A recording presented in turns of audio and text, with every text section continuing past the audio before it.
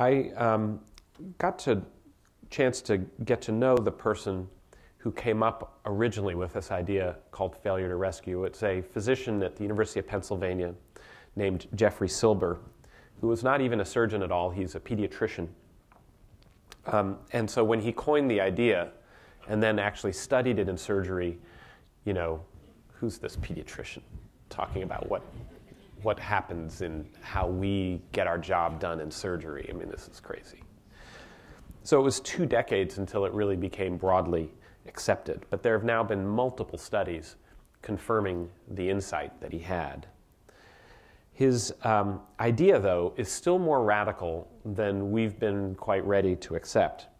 He said to me, suppose you have a choice of 2 hospitals for surgery, and they both have the same death rate, but they get the same death rate by achieving it in different ways. In Hospital 1, they have fewer complications in the first place, according to their data for how they got that death rate. So they have fewer complications that would lead to death. In the other hospital, they have more complications, but they're better at rescuing people from those complications. And the result is the same death rate. Now, my question for you is, which hospital would you want? Hospital 1, fewer complications, same death rate. Hospital 2, more complications, but we rescue you better, and you have to achieve that death rate. I'm going to ask for a show of hands. How many people, you get your little Consumer Reports telling you that this story is the case. How many people want Hospital 1?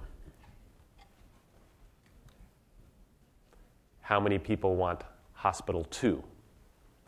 Oh, so you know which way this is going. I got more votes for Hospital 2. I would have picked Hospital 1. I mean, I'm talking to this guy. He's asking me. I'm like, Hospital 1, are you kidding? I want the place that has fewer complications. I made a whole career out of making a checklist to reduce your likelihood you're going to have those complications. And I really believed that I was lowering that capability in the first place, right? So I picked Hospital 1.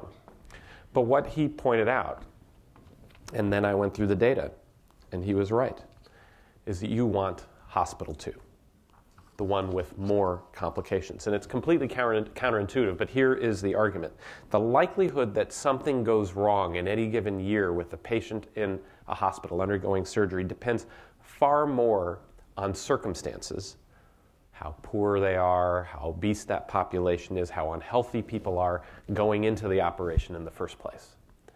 That there are factors that matter in the hospital, like whether you use the checklist and so on, but your complication rate as a hospital in that year is much more dependent on chance in the world. It's like life that way. Life going in has so many complexities that although you prepare, some of it, a good deal of it, and turns out in medicine, is not in your hands. It depends more on the circumstances than on the skill of the team.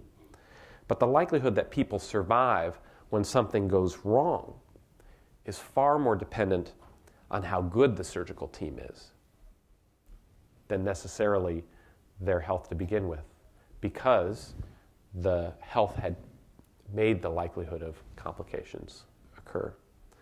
And that's why he says that you want the hospital number 2.